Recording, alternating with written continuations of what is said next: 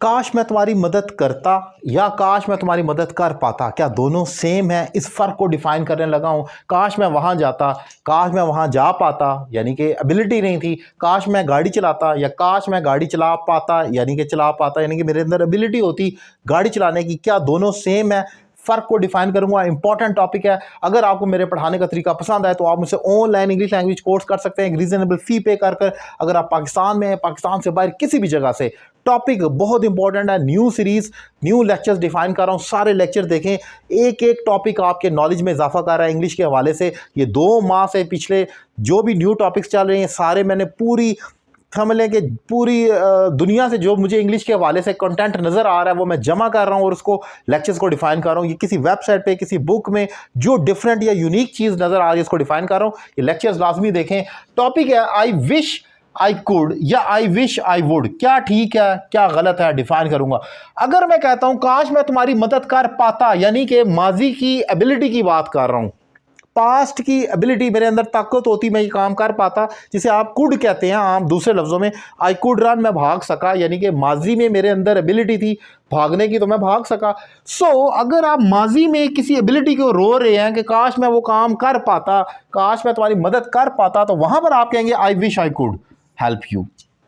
ये याद रखना है, माजी में किसी ऐसे एक्शन को आप रिग्रेट कर रहे हैं जो आप नहीं आपने किया और आप कहते काश मैं वो कर पाता, तो वहां पर आपने अपनी एबिलिटी को बेसिकली टारगेट कर रहे हैं। आपके अंदर एबिलिटी नहीं थी और आपने वो नहीं किया। लेकिन अगर आप कहते हैं काश मैं तुम्हारी मदद करता, ये डिजायर की बात हो रही है, यहां एबिलिटी पर फोकस नहीं है, एक डिजायर की बात है। अब मदद नहीं हुई, आपके अंदर एबिलिटी थी नहीं थी, आपने कोशिश की फेल हो गई, ये कोई बहस नहीं है। यहां पर एबिलिटी का जिक्र नहीं हो रहा, सिर्फ पास डिजायर है। तो वहां पर आप कहेंगे I wish I would help you, काश मैं तुम्हारी मदद करता।